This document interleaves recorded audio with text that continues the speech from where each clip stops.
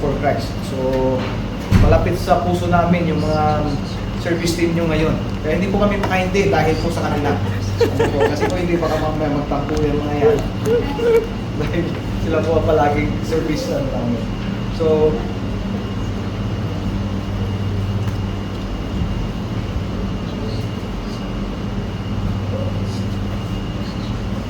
okay.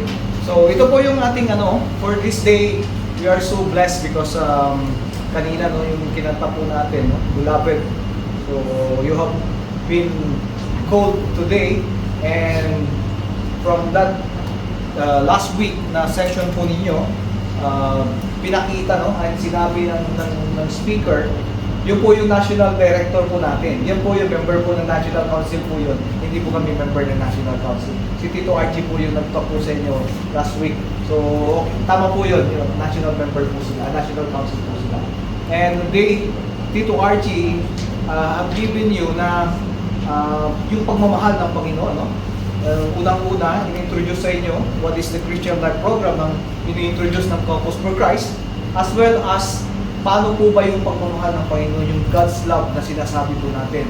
And you were being invited by God, and you know it very well, na sa tingin ko naman, hindi naman po kayo napilitan na pumunta po rito. Tama po ba? Hindi naman. Sinabihan kayo, pag pwede na po kayo, hindi. So, you were being called by God because God's love you. Amen? Amen. Mahal na mahal kayo ng Panginoon, kaya po kayo dinala ngayon. Especially for today. Lalo na, siyempre, tinatanong po yan palagi, bakit po ba pa tayo pumupunta sa Christian Life Program? Dahil po ba masarap yung pagkain? Ano po ba yung ulam natin mamaya? Secret.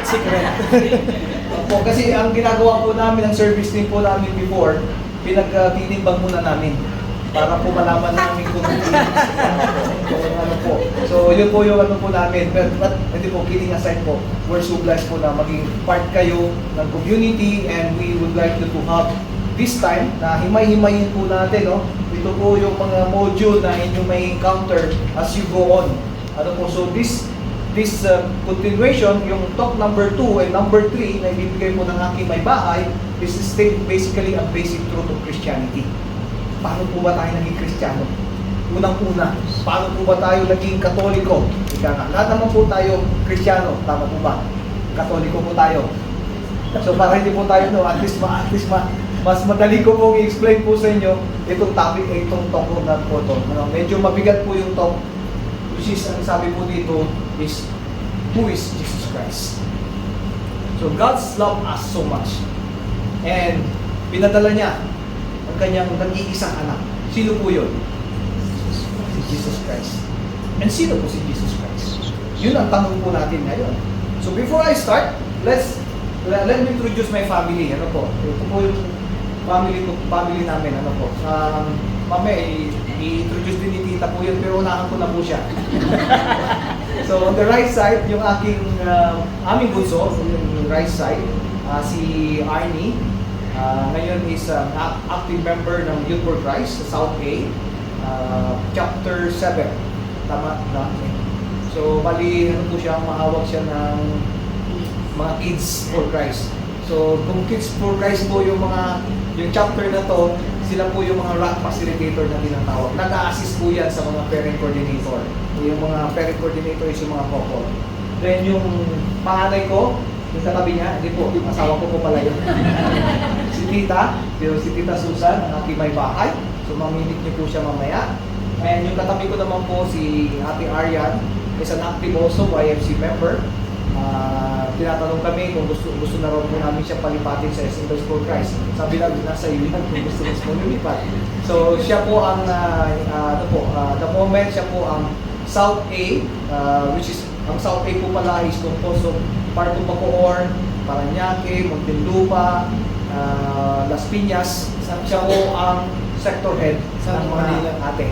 South of Manila din. Opo, South of Manila. So, siya po ang sector head ng ate sa South A. Kaya pagka napunta po kayo at mga anak po ninyo yung nasa Pilipinas at part po sila ng Youth for Christ, baka po kilala po yan kasi palagi po kung saan pumupunta. So, hindi po siya busy-busy. Pupunta lang po ng Camarines Hall para sa Kids for Christ. Pumunta po ng Iloilo dahil po sa Youth for Christ Icon. Pumunta ng La Union dahil po sa Kids for Christ ng North Luzon. So ito po yung mga family conference na inatinan po niya. Ano po? So, and definitely ang inyong lingkod. Ako po ang speaker. Ako po pala si Tito Arnold. So, kilala nyo na po ako, hindi po kami National Council para lang po kami mapakakit. Si Tito Arnold, National Council. Pamarinig po tayo. Okay po, so let's start po mga titos and titas. So, I will be calling you titos and titas na. Okay lang po ba? Full pledge na? So, hindi ko na po tutuloy. Kasi kikiklaim na po natin. And as being Christian po, no? As being Kristiyano, we will always derive po yung identity natin as a member, as being Kristiyano, to a person which we will be truly proud of. Di po ba? So, i-derive po natin, saan po ba tayo nag-umpisa? Saan po ba nag-umpisa yung Christianismo na yan? Yung pagiging Kristiyano po natin. And truly, is basically truly impressive. If you will proceed po, no? You know very well po, ano po pinanggalingan ng pagiging yung name na Christian? Di po ba? Anong umpisa? Is Christ. Di po ba? So, ano po yung IAN na ngayon? Do you still remember? Nothing. Tama. Ang galing po talaga ni Tita Mildred. So, with Christ, without Christ, we are nothing. So, Christ, I am nothing. That is the meaning of a Christian. So, yun po tayo. Kasi wala po tayo, hindi po natin magagawa o magagampanan ang pagiging Kristiyano natin kung wala po Panginoon. Siya po ang magiging guide po natin. Siya po ang magiging ilaw na susundin po natin. And especially for this itong community na ito, if you will see CFC couples for Christ. So that is why ito po yung gusto namin maintindihan po ninyo how we are. So yung aming paniniwala sa Panginoong Jesus. Because siya po nagbibigay ng lahat-lahat kung ano po meron tayo, kung ano po tayo ngayon. Sabi po nga dito, millions claims to be His followers.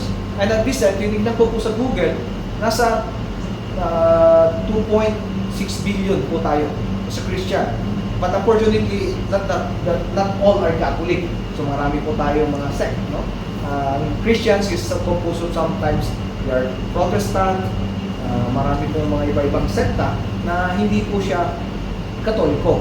So, at the same time, pero as being Christian, naniniwala po sila sa Panginoon Jesus. And so many people are being, ito kiniklaim nila na talagang follower po sila. Tayo po ba? Follower po ba tayo?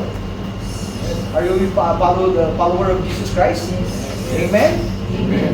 Okay, so, and even countless others became martyrs in His name. Marami pong nag-offer ng kanilang buhay para maging martyr at may pakita kung gaano nila kamahal ng Panginoon. And sa atin, meron po tayong dalawang saints. Sino po yung mga saint natin na yan? Si San Lorenzo Ruiz and Pedro. So mga gusto nyo sa susunod, kayo po ang sumunod. Why not? Di po ba? Malay natin. Maybe the next time that we will be seeing you, kayo na po yung saint doon.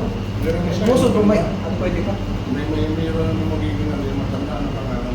Opo, meron po isang bata po yata na inaano nila. So, still, alam po natin, no? Even us, in our own way, mga titos at titas, we can be a saint. We can be a martyr. Kasi, tulad po ninyo, before, hindi po ganito ka-open and Saudi Arabia.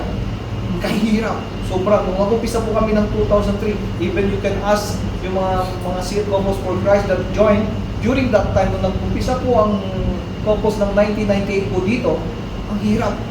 Para kaming underground na talagang papapalipat-lipat po kami. Susunduin kami dito, dadaling kami dito, ilipat kami doon sa kabila. Ganun po yung ano natin. But at this time, we're so blessed na bago na ang environment. But we're still tayo po ay nag-iingat pa rin. And you will see, itong ginagawa po natin, I believe, makikita po ninyo na from time to time, lumilipat po ang venue. Ano po, because of the safety. No, ang ganun din po yung mga gatekeeper po natin, meron po tayong mga ganyan. And if you will find it, may mga activity tayo na malalaki, iba din po yung ginagawa po natin security. So these are the things na marami po tayo. And even, the book about him, which is, ano po yun? Ano po yung book? Ano po yan? This is the Bible. Di po ba? The all-time bestseller. No? The number 1 all-time bestseller. Alam niyo po ba kung this time 2024, ilan na po nabenta? Sabi po sa Google, kasi kinusot ko po siya kagabi, 5 to 7 billion copies. And until now, kasi hindi na-update po nang ina-update, di po ba? So yan po yung numbers na nabenta na. This number 1 all-time bestseller book. And ito po yung natin makikita ang buhay ng Panginoon. So these are the things na nakikita po natin all about Jesus Christ. So, as we go on, mga titos and titas, it is this person who won us for our salvation. Pinadala siya ng ating Ama. And who also restored our relationship with God. Di po ba? Pinadala siya, si Jesus Christ ay nagkatawang tao, at namatay siya because of our salvation. And that was yung relasyon natin sa Diyos Ama, yun po na-restore po natin yun. Nagkaroon ulit tayo ng communication sa ating Ama. And we can have a full and a new life. This is what also we are offering to you, mga titos and titas, at the moment. Itong Compass for Christ, we are also doing these things para po magkaroon po tayo ng bagong buhay at makilala po siya. Ito po yung nagiging problema po natin sometimes. Ang pagiging Kristiyano natin, sometimes na tatanungin po natin, bakit po kayo nag-aaten ng misa every Sunday? Bakit po kayo nag-confess? Bakit po natin i-recite yung ating Our Father? Di po ba? So hindi po natin kung minsan naiintindihan. And this is the time for us to know exactly ano po ba ang gusto ipagawa ng Panginoon po sa atin. Jesus himself as his disciples, sabi nga po sa Mark chapter 8 verse 27 to 30, Jesus and his disciples went on the village around Caesarea Philippi. Naglalakad po sila. Along the way, he asked them, siguro dahil siyempre malayo, so nakipagtsikahan muna sa mga disipulo niya. On the way, he asked, who do people say I am? Tinanong niya yung mga ito, siyempre kasama niya. Sa tingin niya, ano kaya ang sasabihin ng mga disipulo niya? So sabi po ng mga disipulo niya, they replied, some would say, you're the John the Baptist. Or some others say, you are Elijah. Or still others, one of the prophets. But what about you? Sino po yung pinagtanungan niya? It was Peter.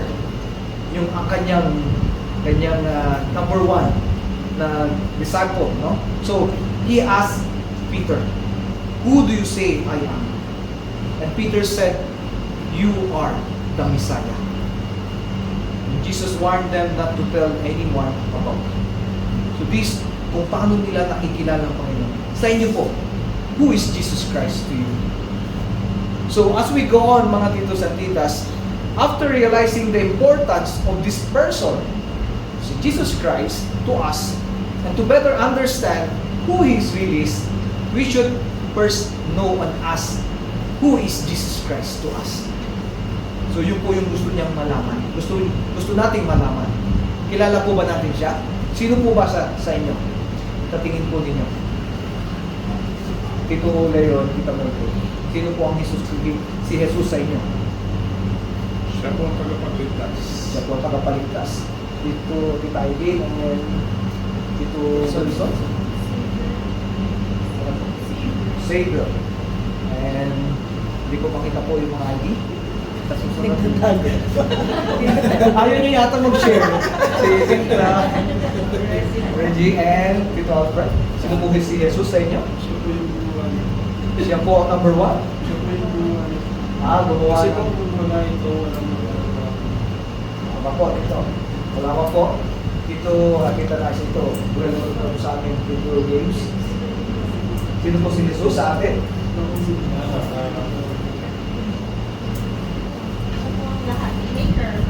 So, the maker, lahat, everything. And, Tita Ruby. Savior. So, ito po yung mga description natin how we know Jesus Christ is But hilinawin ko po muna yan as we go on para mas malinaw po natin makilala si Jesus sa atin. So sabi po dito, Jesus Christ is unique. Do you agree? Yes. So when we go back to the history of Jesus Christ, we conclude that Jesus Christ indeed is Jesus Christ is a unique. Bakit po? In human history. So we don't know exactly what such great things. Bakit po siya nagkaroon ng ganyang impact? Yung impact niya sa atin. Bakit kaya napaka-unique niya sa lahat na nag-claim na anak ng Panginoon, na Son of God ang sinasabi po natin. If we will proceed, His coming was basically pre-announced. Sa history, the full man of woman, from the time sa panahon ni Hesus Kristo, even on the time ng mga ninuno bago siya dumating, history of it was mentioned that so many people have claimed that they came from God. Di po ba? And simple logic dictates that if God is sending someone, pag nagpadala po ang ating Ama, definitely, ano po sasabihin ng ating Ama? God should announce His coming in advance. Di po ba? So, marami po nagsasabi po na sila po ay pinadala ng Panginoon. Pipunoy. So, pre-announce po ba yun? Di ba? Hindi naman po siya pre-announce. Otherwise, anyone could claim that he or she is the one sent by God. Mga modern na yata ito. Modern God, modern anak ng Panginoon. But Jesus is the only person in the history which is pre-announced. Tama po ba? Did you hear somebody na nag-claim na siya po ang anak ng Ama na hindi po ina-announce beforehand? It is only Jesus Christ Himself. Sabi po sa Isaiah chapter 7 verse 14, "Therefore the Lord Himself will give you a sign. Behold, the virgin shall conceive and bear a son, and shall call his name Emmanuel." And who's that? He was Virgin Mary. So kinausap siya ni Angel Gabriel that you will, then sinabi siya na you will bear a son. And pre-announced po yan. So Numbers 24:17, sabi niya, "I see him, but not now. I behold him, but not near. A star will come out of Jacob, a scepter will rise out of Israel. He will crush the foreheads of Moab and the skulls of all the people of Sheba." So ito po yung sinasabi na may star na mag-guide. Hindi po ba napansin na from time to time that pinapakita po yan sa mga bilen na nakikita po natin. So, He's the only guy which His coming was pre-announced. And He's the only one who divided time into periods. Don't you feel special when it's your birthday? Lahat po tayo. Pag birthday po natin, kaarawan po natin, hindi po ba special po tayo? Yes. Tama? Yes, you're celebrating, especially pagka sa mga tita, 18 years old, sineselebrate yun. May mga 18 roses and everything. Sa mga tito, wala na, 21. Hindi na sineselebrate mo yun eh. 60, 50, o di po ba? So yeah, sineselebrate pa po natin yan. Because it's a special day for us. And Jesus' birthday was so special also, mga titos and titas. Because He divided the time into two periods. That was before Christ, which is BC, and Anno Domini, which is the AD, or after that, which means the year of the Lord. So diyan po na-divide, di po ba? Nakita po natin yung Gregorian calendar po natin. It was divided at that time na naging before Christ and after death. So yung time na yun, so dinivide po niya yan. Siya lang ang nakagawa po niya. And even, He's the only one who came to the world to die. Di po ba? He came to the world to die, and all others came to the world to live. And looking for another view. It means they're one na gusto nila na sila po ay sila ay mamuhay, or di kaya long period na sila ay nandito sa mundo. Lahat na po yan. A lot of men claimed and acted like a god, just like Napoleon, Hitler, Caesar, and others, and Confucius, sa Buddha, Buddhism, yan, ganun din si Buddha. So they are claiming, no?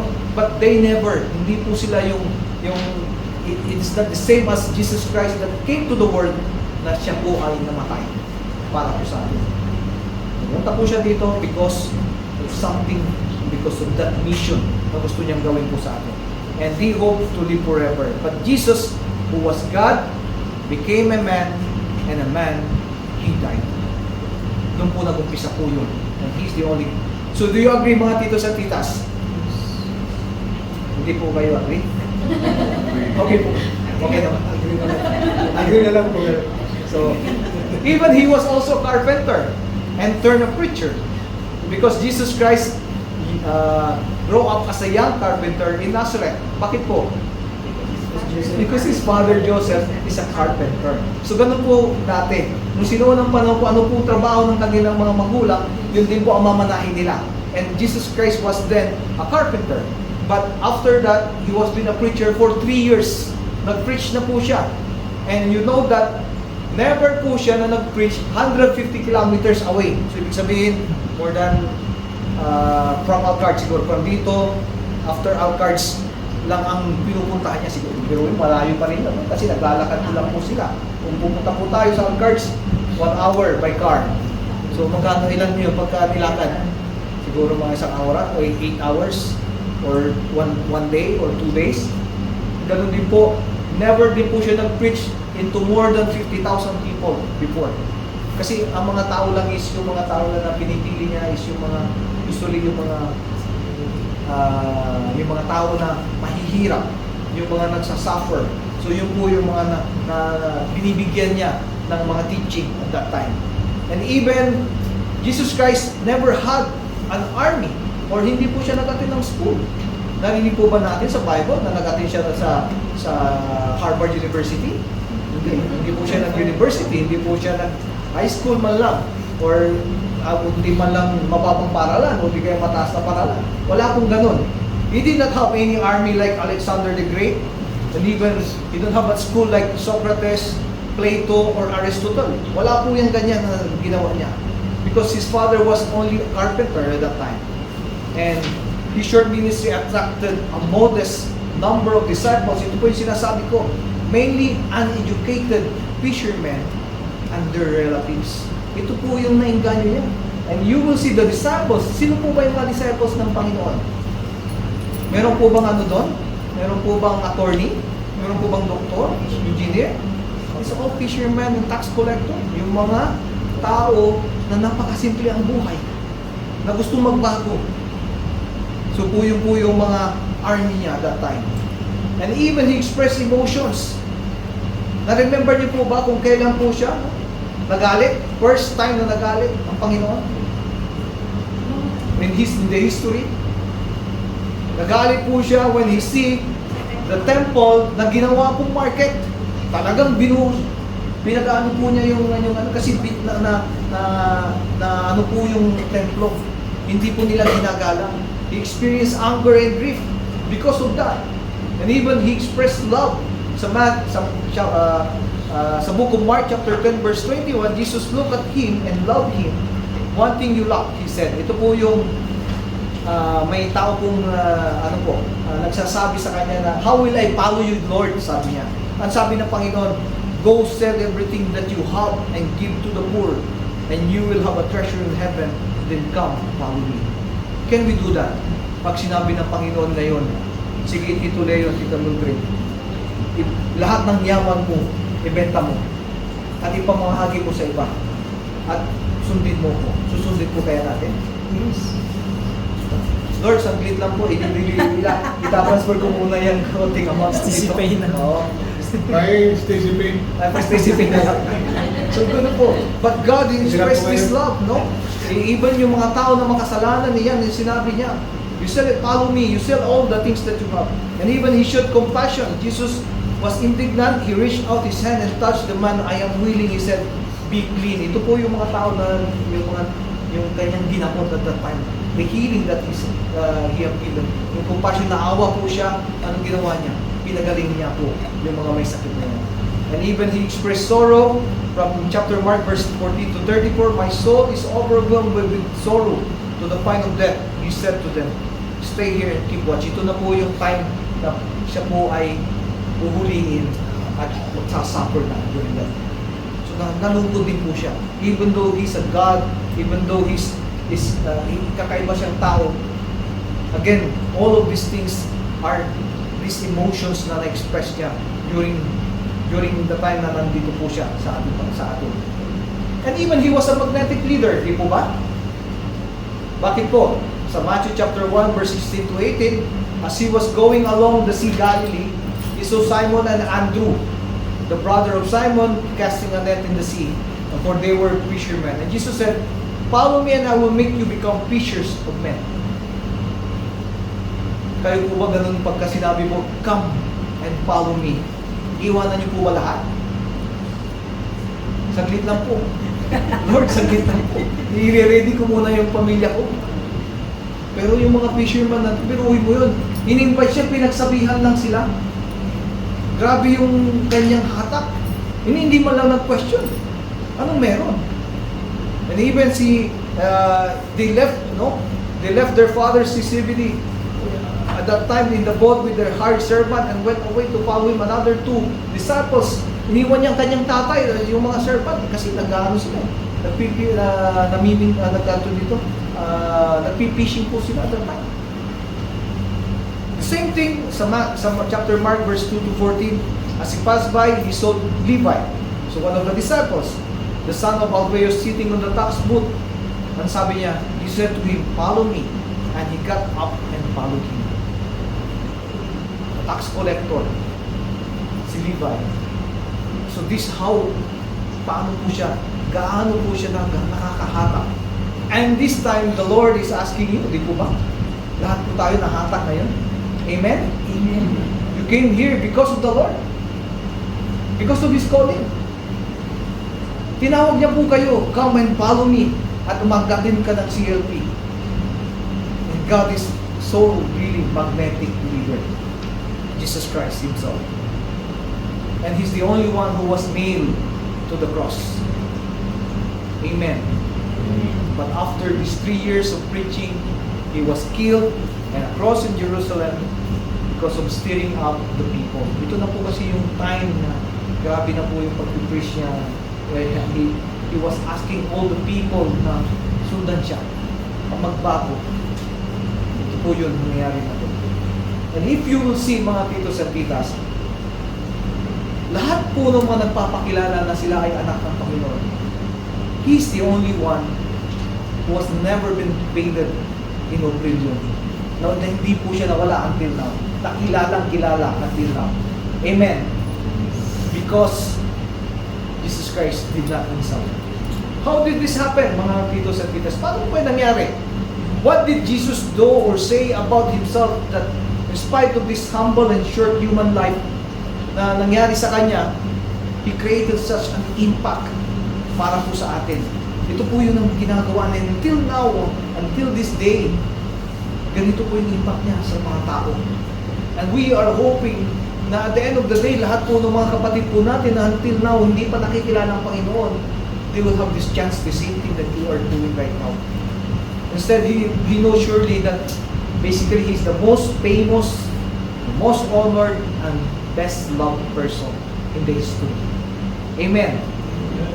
Because, he never been nawala, hindi po siya nawala until now sa atin, in our life. And Jesus Christ also Himself, He performed many miracles. Marami po siyang mga miracle. And the first sign na ginawa po niya, saan po yan? Yes, it is in the wedding of the King. The transformation of water into wine. During that time na nag-attend po sila mag-ina. Ang sabi pa nga ng Panginoon, it's still not my time. Pero dahil masunurin siyang anak, di po ba? Sabi yun. So ginawa niya. He let the servants fill that, yung lalagyanan. So doon po yan.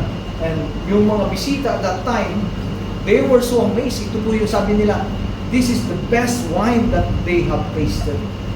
This is the first sign. Before po many miracles. And marami pa mga miracles na nangyari. Even those lepers, healing of the lepers, ganoon din po yung nakakita, yung bulag. So many things. And he claimed he forgives sins.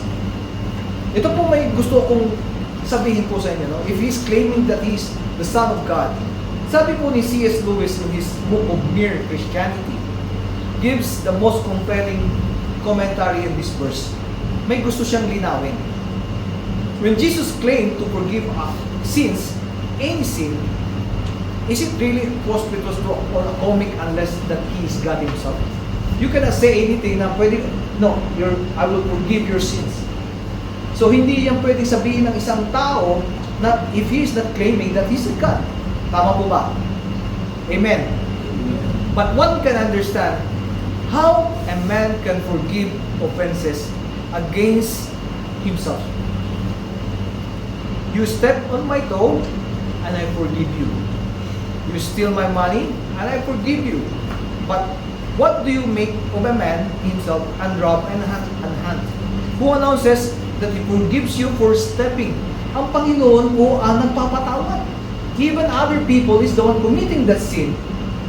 Di po ba? Pagka nakasakit po tayo, saan po tayo tumatawag? Sabi natin, Lord, forgive me for what I have done to this, sabi natin si Tito Jericho. Nasaktan ko po siya. May nasabi po akong mali. But Lord, patawad po. It is only Jesus Christ who's claiming that I can forgive your sins pagka humingi ka ng tawad. It's supposed to be, saan po ka dapat ako humingi ng patawad? Sino po pwedeng mag-forgive sa akin? Dapat si Tito Jericho. But since Jesus Christ, as per the law, as per what He says, that it makes sense that only if He is really God, whose very laws were violated by the offenses, it is only Jesus Christ can forgive that sins. And He was the one who's claiming that I can forgive your sins. To those people who are asking forgiveness. So, other than that, dapat nga, no? Siya po lang ang makakapag-ano niyan, siya lang ang nagsasabi that He can forgive sins. So, if He say that, then Jesus Christ is truly a Son of God. So, yun po yung inaano po natin. So,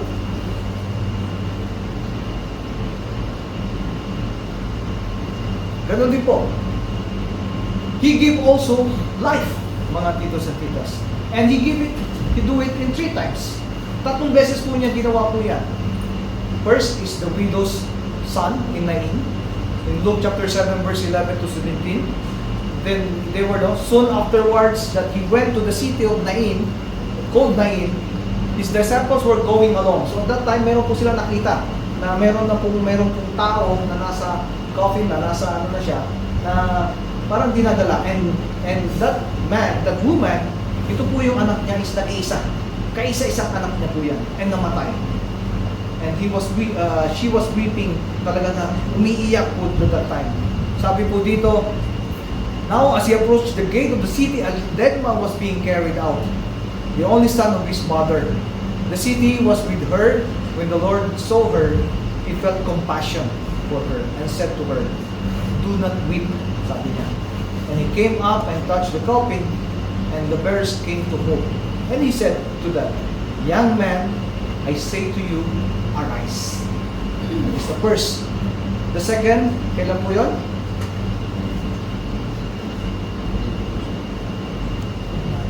The second po is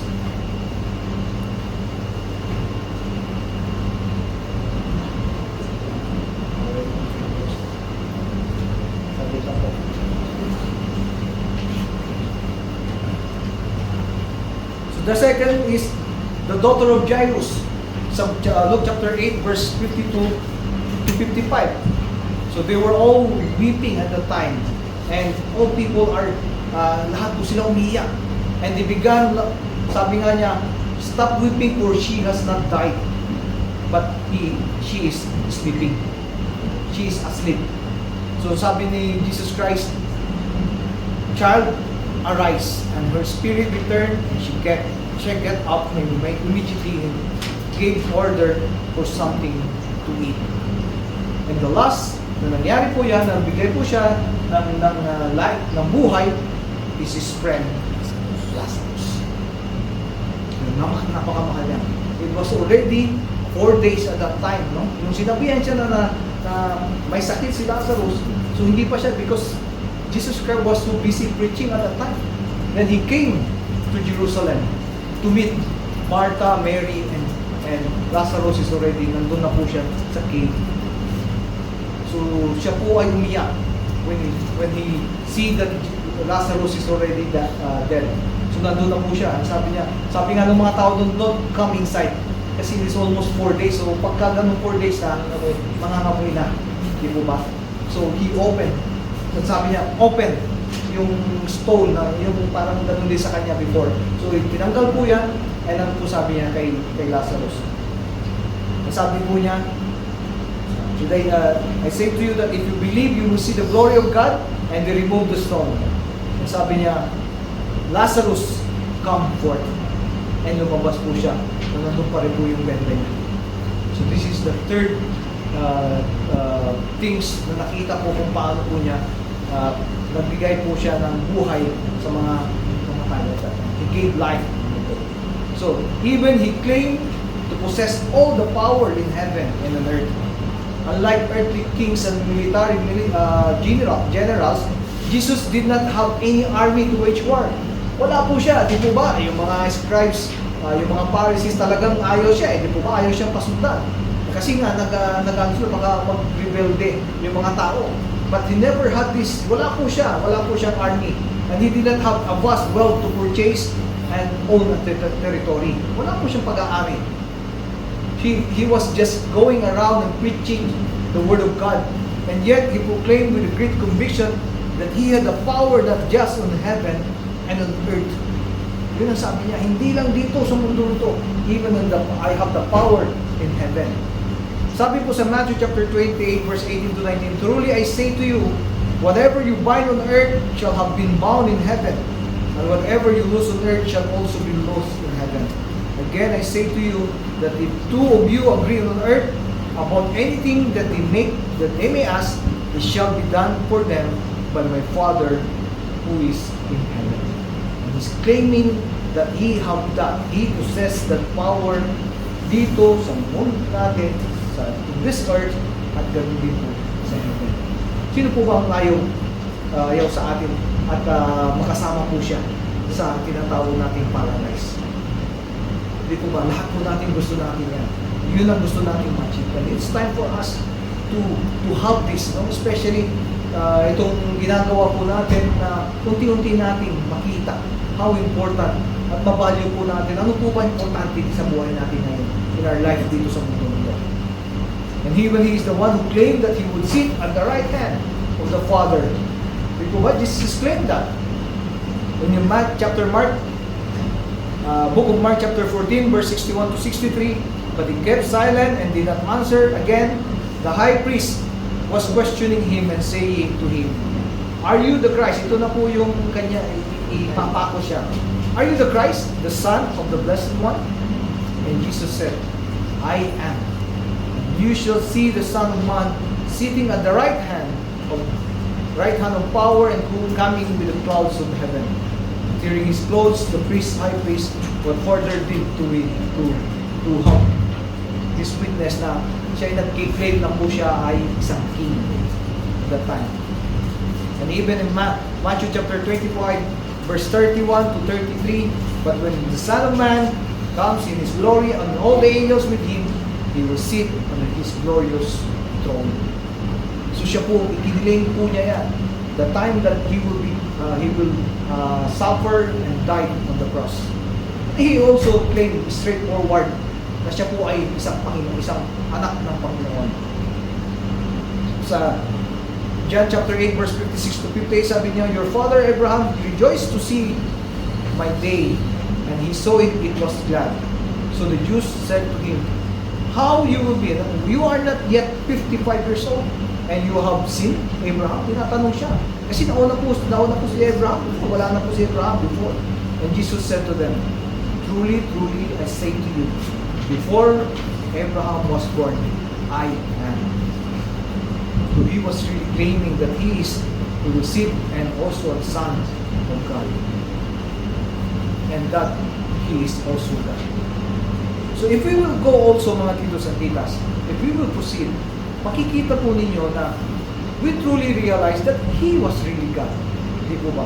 And all the things that sinabi ko po sa inyo that I have indicated, na kiniklaim niyo po niya, kiniklaim na po niya, He's the Son of God, then we should realize as people, we realize that He was truly a God. Di po ba? Sabi, ito po yung mga naka-encounter sa Kanya. These contemporaries or fellow came to realization that He was truly God. The first one is Simon Peter. Ano sabi niya? When Jesus went and sinabi niya, Who? Sabi niya sa Kanya, Who say the people I am? Who do you say that I am? And sabi ni Jesus ni Peter, You are the Messiah. The same thing for Martha. She said to him, Yes, Lord, I have believed that you are the Christ, the Son of God, and even who comes into the world. Ito po yung mga kaibigan niya before. I think you know Martha, no? During, kilala niya po siya. Siya po yung nung pumasyal si Jesus Christ at that time, at si Mary nakikinig, at nagpo-complain siya. Lalo na pagka may mga ginagawa, no, may mga activities, pagka busy daw po ang tita, sila po yung mga Martha. Household na yun, dapat nasa household sila.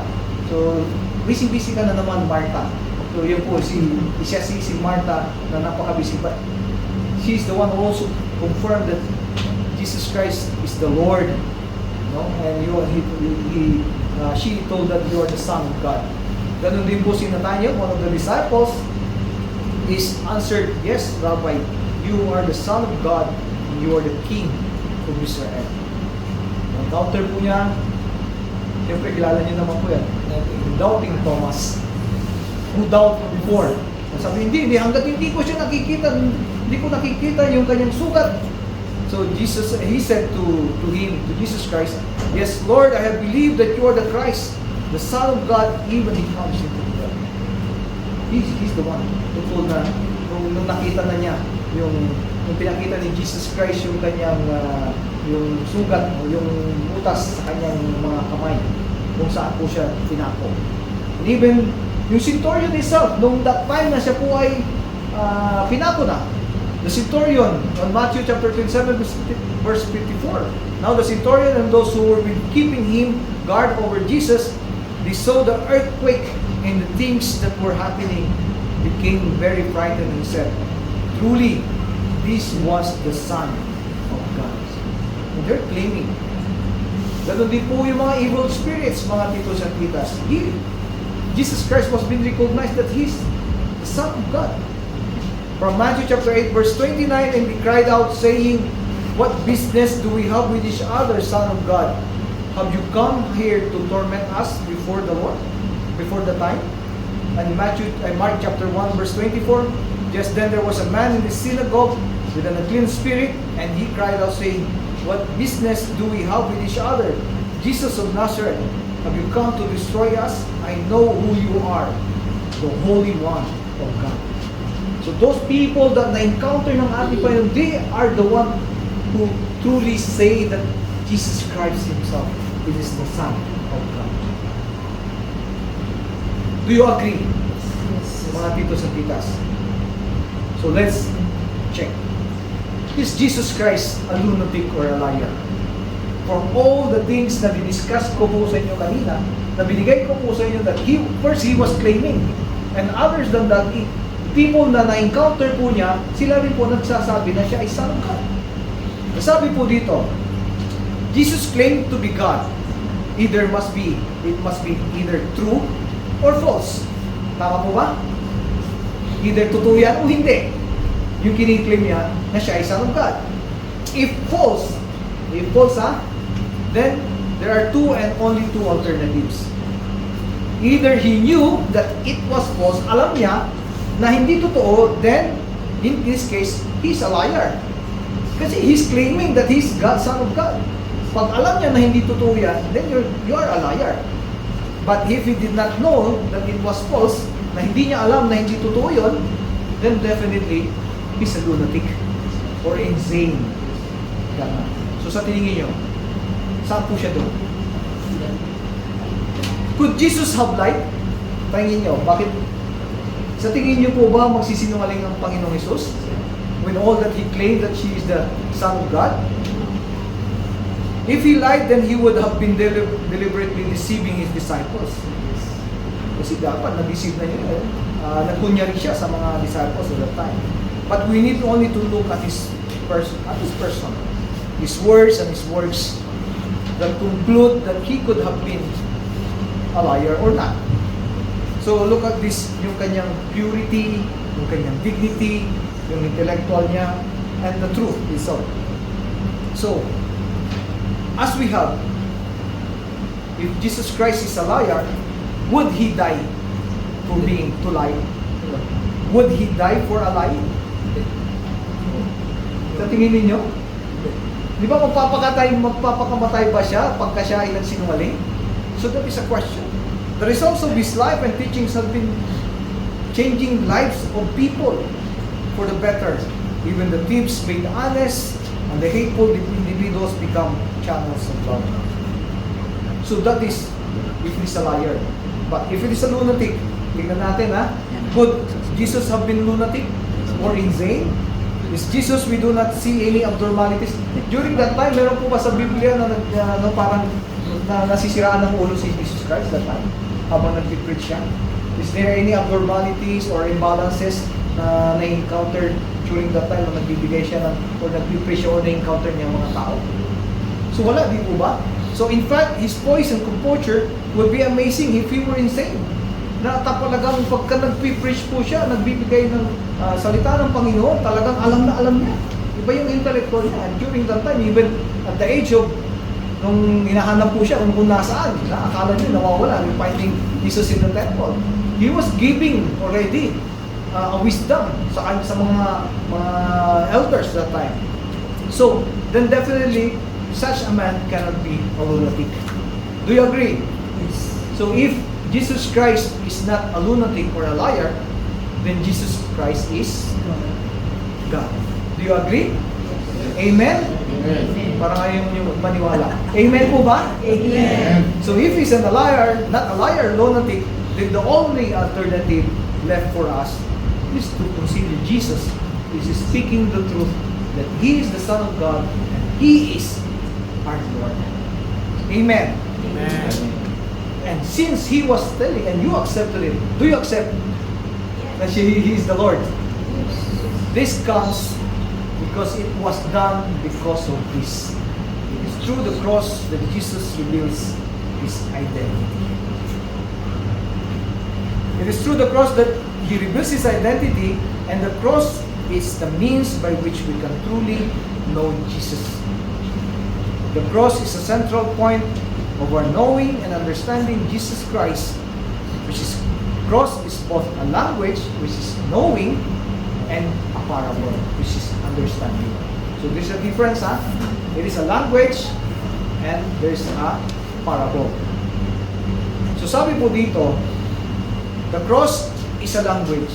Pag sinabi po natin the cross is a language, it conveys an idea or reveals a message, yung mensahe na gustong ibigay kung ano po yung cross na yan. The cross communicates basically the weaknesses of human nature. That is the cross. The cross na dinadala ng Panginoon is because of all our sins. Yung ating tayo mismo, yung mga tao mismo. And it discloses our sins and reveals our mistakes or errors.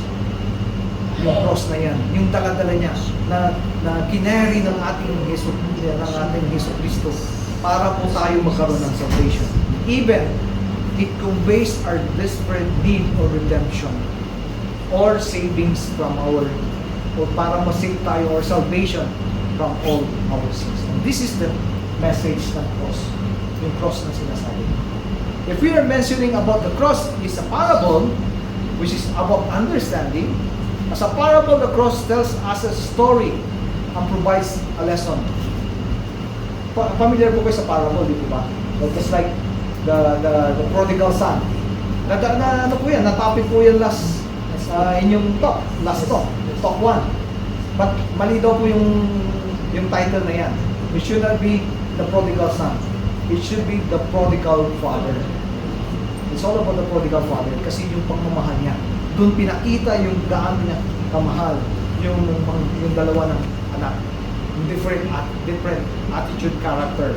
So as parable, It teaches us that evil deeds, this story, no? It tells us, and it tells us a story and provides us a lesson, and it's also Jesus bore the pain. Kasi during that time, when you are, sabi po dito sa history, that when before po doon po yung mga hinahang o yung mga ginaganyan po, pinapako, digit yung myrrh with the wine. Para po, parang ano po yan, anong tawag po, para yung pain hindi po niya maramdaman. Yun, ano. So parang anesthesia at this time, during that time. So, if you remember, the myrrh was been given to Jesus Christ during nung pinanganak siya, and He accepted. But this time, nung in-offer po sa kanya yan, para hindi niya maramdaman, during that time, nandito po sa ano yan, sa history, that He was being offered para hindi po niya maramdaman yung pain. He refused. He told, no, I will not take that. So Jesus bore that pain. Sabi niya, so be it. And even Jesus cried a prayer. During that time, di ba, nung pinako yung dalawa na kasama niya, no? Talagang sumigaw po sila, no? Talagang they shout in the bottom ng kanilang throat dahil talagang masakit.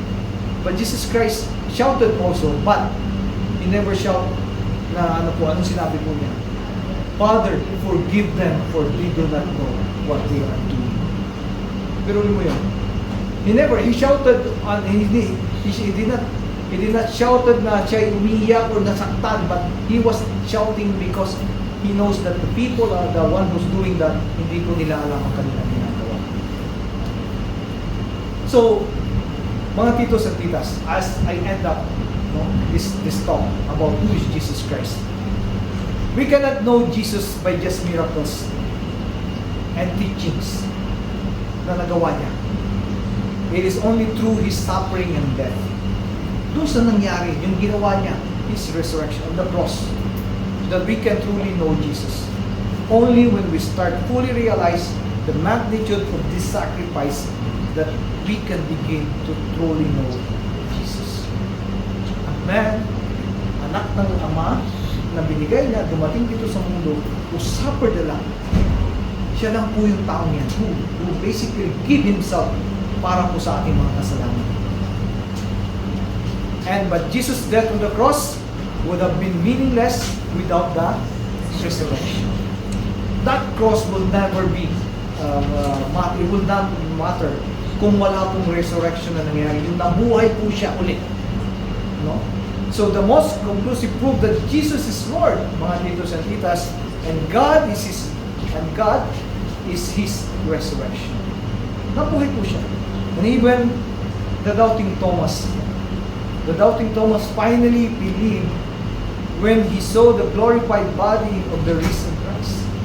One of the disciples doubting, no, hindi ako naniniwala na siya ay bumalik siya ay Panginoon, siya ay anak ng Panginoon. If I will not see yung kanyang mga pako dito sa kanyang kamay, dito, yung, kasi inano po siya dito, yung tinusok po siya. So, even the time. And also, remember this, Jesus Christ is truly God and true man. Being God, we can pray to Him and ask Him for all our needs. Saan po ba tayo nag-pray? Saan po ba tayo nagdadasal? Altar. To whom?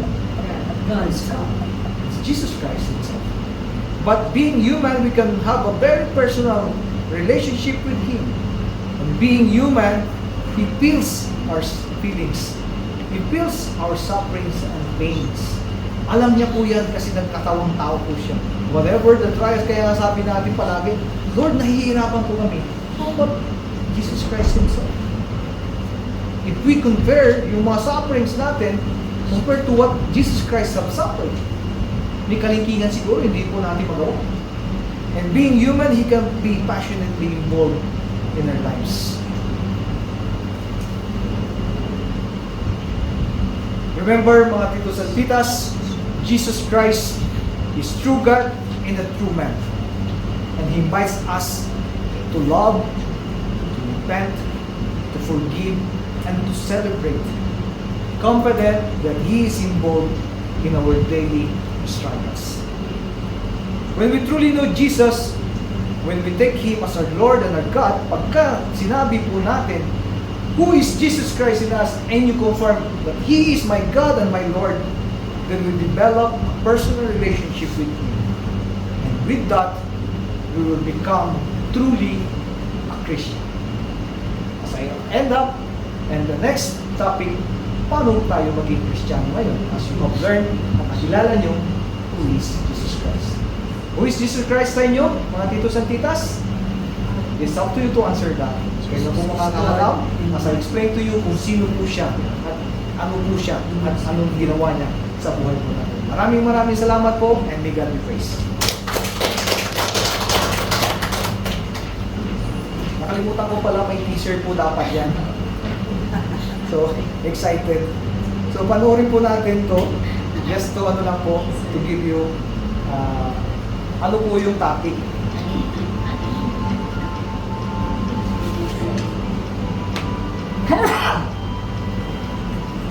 Ito po yung pinaka-summary. Oh, sorry, hindi siya. So, ito. Wala palang sounds.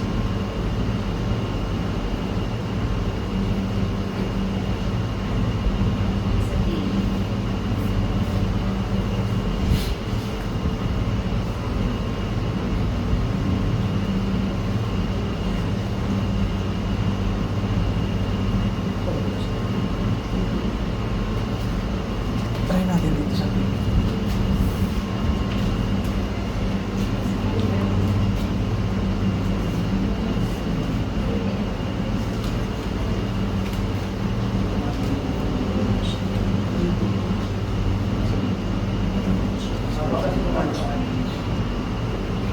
Sorry po ha. Kasi dapat kung bago mag-start dito po yung ibibigay ko. Hindi na rin ha.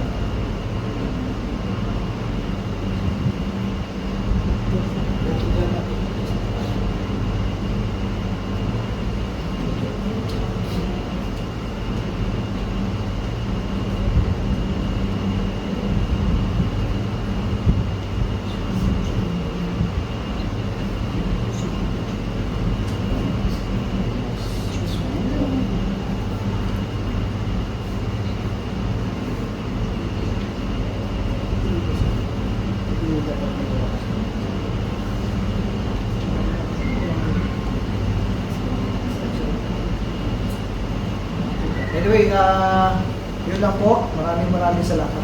Tignan na lang na kasi ipapalabas din po ito sa kay yung kay Tita. Meron po kasi din siyang piso.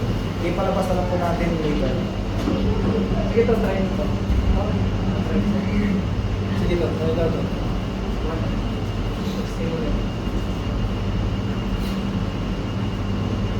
Sige na lang muna natin sa box.